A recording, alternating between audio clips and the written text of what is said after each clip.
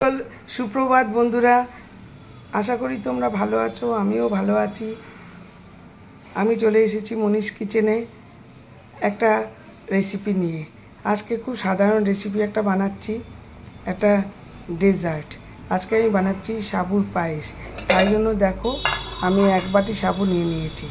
এক বাটি সাবু নিয়ে সেটাকে ভালো করে ধুয়েছি। ধুয়ে এবারে সেটাকে 2-3 বার জল পাল্টে ধুয়েছি। ধুয়ে তারপরে তোমরা কী করবে, সাবুর পায়েস এক বাটি নিয়েছি, এক বাটি জল দিয়ে 1 ঘন্টার জন্য আমি ভিজিয়ে রেখেছি। আমার মনে হয় আমার সাবুটা খুবই ভালো, 1 ঘন্টা লাগবে না, 45 মিনিট আধ ঘন্টাতেও হয়ে যাবে। এটা এখন ভেজানো থাক।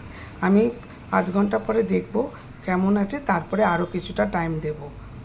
1 ঘন্টা হলে একদম নরম হয়ে যাবে, খুবই ভালো হবে। দেখা যাক এবার কি হয়। তোমরা দেখতে থাকো, সঙ্গে থেকো। বন্ধুরা, এই যে সাবুর পায়েস বানানোর জন্য আমি দু প্যাকেট মানে 1 লিটার দুধ ফোটাতে বসিয়েছি, আর তার সঙ্গে এই এলাচ দিয়েছি, 4টে এলাচ ফাটিয়ে দিয়েছি। আর এইদিকে দেখো ঘি গরম করছি। তার কারণ কি, এই যে কাজু বাদামগুলো এই যে কাজু বাদাম ভাজবো, তাই দিয়ে দিলাম। এই যে কিশমিশটা আমরা অত পছন্দ করি না, কিশমিশটা দিচ্ছি না, শুধু কাজু বাদাম। তোমরা ইচ্ছে করলে কিন্তু কিশমিশ দিতে পারো, কোনো অসুবিধা নেই। দেখো যে ঘিয়ের মধ্যে তো বাদাম ভাজা হয়ে গেছে, কাজু বাদাম। আর এদিকে সাবুটা আরও 2 চামচ ঘি দিয়ে সাবুটা দিয়ে দিয়েছি। সাবুটা একদম নরম হয়ে গেছে, একদম চিপটে যাচ্ছে সাবুটা।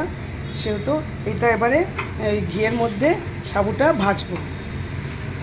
আর ওদিকে দুধটা কিন্তু ঘন হচ্ছে। সাবুটা ভাজা হয়ে গেছে, গ্যাস নিভিয়ে দিলাম। এইবারে ওটা দুধের মধ্যে দিয়ে দেবো, দেখতে থাকো। এই যে এটার মধ্যে এখন আমি সাবুটা দিয়ে দেবো।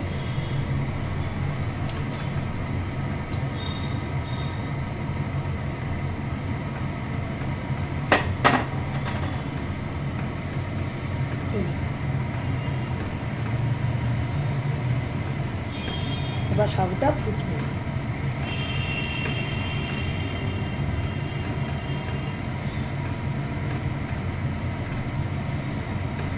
ফুটতে থাকুক, দেখাচ্ছি নেক্সট প্রসেস।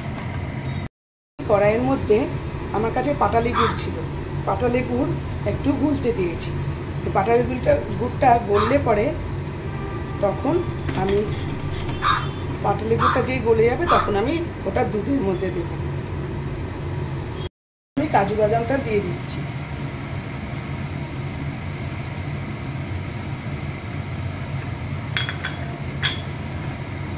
এবার আমি দুধটা দিয়ে দেবো।